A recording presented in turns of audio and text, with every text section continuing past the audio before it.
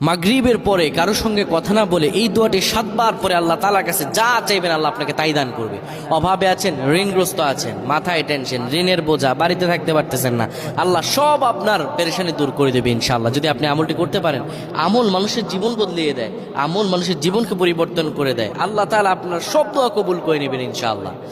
মাগরিব নামাজের পরে কিবলামুখী হয়ে থাকবেন, কারো সঙ্গে কথা বলবেন না, কারো সঙ্গে কথা না বলে কিবলামুখী হয়ে আপনি পড়বেন আল্লাহুম্মা আজিরনা মিনান নার, আল্লাহুম্মা আজিরনা মিনান নার, আল্লাহুম্মা আজিরনা মিনান নার।